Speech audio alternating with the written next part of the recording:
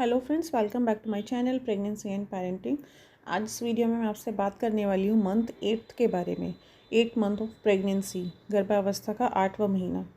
देखिए, ये 8वां महीना बहुत ज़्यादा इम्पोर्टेंट होता है। मतलब इम्पोर्टेंट तो सारे ही महीने होते हैं, लेकिन सबसे ज़्यादा सावधानियाँ या तो फर्स्ट ट्राइमेस्टर में रखी जाती है या फिर इस 8th मंथ में रखी जाती है। ये बहुत रिस्की महीना भी कहा जाता है। इसमें आपको बहुत ज़्यादा सतर्क रहने की ज़रूरत होती है, बहुत ज़्यादा सावधानियां रखने की ज़रूरत होती है। इस महीने में बच्चे की पोजीशन कुछ इस तरह की होती है कि डिलीवरी जल्दी होने का खतरा बना रहता है। इस महीने में डिलीवरी होने का खतरा बना रहता है। अगर आपने सावधानियां नहीं बरती तो हो सकता है कि आपका प्रीमैच्योर डिलीवरी हो जाए, प्रीमैच्योर बेबी होने के चांसेस रहते हैं। इसलिए आपको बहुत ज़्यादा ध्यान रखना है इस 8 मंथ में, क्योंकि अक्सर क्या होता है, अगर बच्चे इस महीने में पैदा हो जाते हैं तो एक तो उनको NICU में रखा जाता है कुछ टाइम तक, और उसके बाद बच्चों में बहुत ज़्यादा बीमारियां आने लग जाती हैं।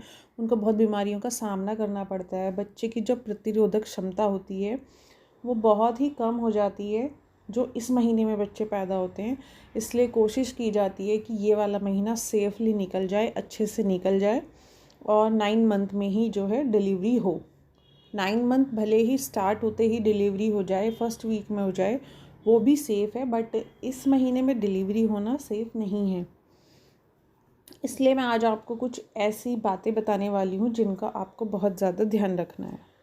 एक मैं आपको ये बता देती हूँ, जैसे कि कुछ वुमेन्स ट्राई करती रहती है कि नॉर्मल डिलीवरी के लिए कुछ कुछ उपाय करती रहती हैं घर पे कि ये एक्सरसाइज करनी चाहिए, ये खाना पीना चाहिए। तो उस चीज़ को अभी इस महीने में अवॉइड करिए। वो आप 9th मंथ जब आपका स्टार्ट हो जाए तब आप वो सब एक्सरसाइज वो सब स्टार्ट कर सकती हैं। एक आपको सीढ़ियाँ उतरना चढ़ना अवॉइड करना है इस महीने में। बहुत ज़्यादा ही आपको ज़रूरी है उतरना चढ़ना तो ही चढ़ें, लेकिन ऐसे रेगुलर बेसिस पे थोड़ा सीढ़ियाँ उतरना चढ़ना बंद करें। अवॉइड करना है ये वाला महीना, भारी काम नहीं करना है, और एक्सरसाइज आप अवॉइड करिए इस महीने में। जैसा कि मैंने बताया कि कुछ महिलाएं एक्सरसाइज करती रहती हैं, थोड़ी हार्ड भी एक्सरसाइज करती हैं कि डिलीवरी का टाइम पास है तो वो लोग एक्सरसाइज और बहुत ज़्यादा वॉक करती हैं। तो इस महीने में थोड़ा अवॉइड करिए, ये वाला महीना अपना कंप्लीट होने दीजिए। उसके बाद आप नेक्स्ट मंथ से वो सब कर सकते हैं। लंबे समय तक एक ही जगह पे खड़े होके काम मत करिए। घर का भी काम है अगर, तो आप उसको ब्रेक ले लेकर उसको डिवाइड कर सकते हैं। थोड़ा बैठ जाइए, रेस्ट करिए और उसके बाद काम करिए, क्योंकि ज़्यादा लंबे समय तक खड़े होने पे भी सर्विक्स के ऊपर दबाव आता है, जिसकी वजह से जल्दी डिलीवरी होने के चांस रहते हैं। झुकने का काम आपको बिल्कुल नहीं करना है। कुछ महिलाएं एकदम तुरंत झुक के काम करना शुरू कर देती हैं, या सोचती हैं एक दो चीज़ ही तो उठाना है, तुरंत झुक जाती हैं। झुकना मतलब बहुत ही ज़्यादा खतरनाक है। इस महीने में आपको बिल्कुल नहीं झुकना है। इस चीज़ का बहुत ज़्यादा ध्यान आपको रखना है। इस महीने में अपना जंक फूड, फास्ट फूड, ये सब जितना अवॉइड कर सकें करना चाहिए, क्योंकि बच्चे की ग्रोथ का सवाल होता है कि बच्चे की ग्रोथ जितना डिलीवरी पास आती है उतनी तेज़ी से ग्रोथ होती है, और 8 मंथ में बहुत तेज़ी से बच्चे का डेवलपमेंट होता है। तो आप हेल्दी फूड खाइए, उसका सीधा सीधा आपके बच्चे पे असर पड़ेगा। आप जंक फूड खाएंगे तो उसका भी असर आपके बच्चे पे पड़ेगा। तो उसकी ग्रोथ और डेवलपमेंट के लिए आपको इस महीने में जितना ज़्यादा घर का बना हुआ फ्रेश खाना खाएं, पौष्टिक आहार लें। और 8 मंथ में एक ख़ास ख्याल आपको ये रखना है, वैसे ये वाला ख्याल आपको पूरी प्रेगनेंसी रखना है कि आपको स्ट्रेस बिल्कुल नहीं लेना है। स्ट्रेस फ्री रहिए, क्योंकि अक्सर इस महीने में एक तो स्ट्रेस ये रहता है कि ये वाला महीना बहुत रिस्की होता है, दूसरा स्ट्रेस ये रहता है कि डिलीवरी बहुत ज़्यादा नज़दीक है, तो कैसे डिलीवरी होगी, वो वाली सब चीज़ें दिमाग में चलती रहती हैं। लेकिन आपको स्ट्रेस नहीं लेना है। एक बार जब डिलीवरी का टाइम आता है, सब अपने आप होना शुरू हो जाता है, और इतनी तेज़ी से सब होता है, आपको कुछ सोचने का और करने का मौका नहीं मिलता है। सब खुद पे खुद चीज़ें होती चली जाती हैं। तो स्ट्रेस नहीं लेना है, स्ट्रेस फ्री रहिए, क्योंकि स्ट्रेस से भी जो है जल्दी डिलीवरी होने के चांस रहते हैं। एक आपको नॉर्मल डिलीवरी के उपाय इस महीने में मत कीजिए, वो 9th मंथ से शुरू करना है आपको। 8 मंथ में आपको कॉन्स्टिपेशन का प्रॉब्लम और ज़्यादा बढ़ सकता है। उसके लिए आपको क्या करना है, खूब पानी पीना है, अच्छे से आपको हाइड्रेटेड रहना है। डिहाइड्रेट हो जाती है बॉडी, तो उसके लिए आपको हाइड्रेटेड रहना है, लिक्विड चीज़ें लेनी है, पौष्टिक आहार खाना है, फ्रूट्स खाइए खूब, उससे आपका कॉन्स्टिपेशन नहीं होगा। फ्रूट्स में आप गुआवा ले सकती हैं, ऑरेंज ले सकती हैं, 2 ऑरेंज 1 गुआवा इनफ होता है। फाइबर रिच फूड खाइए तो उससे भी आपको कॉन्स्टिपेशन नहीं होगा। कॉन्स्टिपेशन का आपको खास ख्याल रखना है। फोर्सफुली आपको स्टूल पास नहीं करना है, उससे भी डिलीवरी के ऊपर बहुत ज़्यादा असर आता है।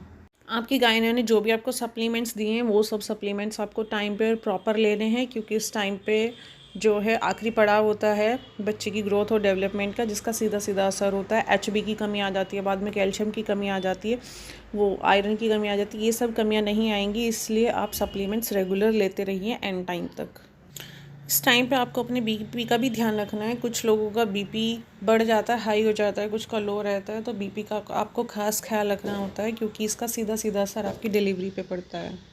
अगर आपको अचानक से ब्लीडिंग हो रही है, स्पॉटिंग दिख रही है, तो तुरंत डॉक्टर को अपने दिखाएं। बहुत ज़्यादा पेट में अचानक से दर्द हो रहा है, समझ नहीं आ रहा है, या लेबर पेन को काफ़ी टाइम हो गया, तो अपना आपको जो है डॉक्टर के पास सीधा दिखाना है। अगर बाई चांस इस महीने में आपका वाटर ब्रेक हो जाता है तो भी आपको ध्यान रखना है, क्योंकि वाटर ब्रेक कई बार ब्रेक हो जाता है इस महीने में, जिनकी प्रीमैच्योर डिलीवरी होती है, तो उस चीज़ का ध्यान रखना है आपको। और हर हफ्ते अपने डॉक्टर को रूटीन चेकअप के लिए जाना है, ताकि जो भी छोटी मोटी प्रॉब्लम आपको इस महीने में हो रही हैं तो आप अपनी डॉक्टर से डिस्कस कर सकें। इस महीने में चाहे कितनी भी छोटी प्रॉब्लम हो, अगर आपको प्रॉब्लम फील हो रही है तो हर एक चीज़ अपने डॉक्टर से आपको डिस्कस करनी है। पैरों में बहुत ज़्यादा सूजन और दर्द इस टाइम पे हो सकता है, तो उसके लिए वही करना, आपको इसकी मालिश कराइए, अपने पैरों की ऑयल से मालिश करा सकती हैं। और एक आपको पैर ऊपर करके बैठना, नीचे पैर करके ज़्यादा टाइम तक खड़े रहेंगे तो उससे ब्लड सर्कुलेशन सही से नहीं हो पाता है। पैर ऊपर करके ही बैठे जितना टाइम भी आप बैठें। इसके बाद आती है आपके लेटने और सोने की बात।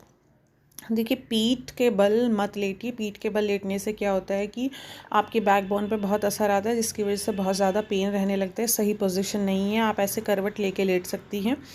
और कुछ लोग ऐसे पेट के बल भी लेटते हैं, ऐसे उल्टे हो जाते हैं, उल्टे होके, वो भी नहीं लेटना है। आपके बच्चे के ऊपर बहुत ज़्यादा असर उस चीज़ का आएगा, पूरा प्रेशर आपके बच्चे के ऊपर आ जाएगा। तो सबसे अच्छी पोजीशन है कि आपको ऐसे साइड से करवट लेके आप लेट सकते हैं। उससे ना आपके बच्चे पे के ऊपर प्रेशर आएगा, ना आपके ऊपर प्रेशर आएगा, और आपको काफ़ी रिलीफ मिलेगा लेटने में और सोने में। जब आप लेटे हों और उसके बाद आपको उठना है तो साइड से ही करवट लेके ऐसे ही उठिए। कई बार लोग क्या करते हैं, सीधे ही उठ जाते हैं।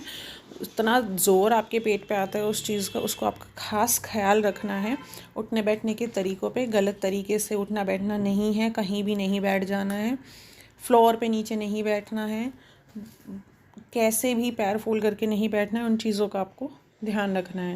ये वाला मंथ बहुत इंपॉर्टेंट है, तो इसमें आपको ये सब चीज़ें खास ख्याल आपको रखना ही है। अगर आपको मेरा वीडियो अच्छा लगा हो तो प्लीज़ मेरी वीडियो को लाइक करिए, शेयर करिए और मेरे चैनल को सब्सक्राइब करिए, क्योंकि मेरे चैनल पे और भी बहुत सारी यूज़फुल इन्फॉर्मेशन मैंने डाली हुई हैं रिगार्डिंग प्रेगनेंसी एंड पेरेंटिंग। बच्चे से रिलेटेड भी बहुत सारी वीडियोज़ वहाँ आपको देखने को मिल सकती हैं।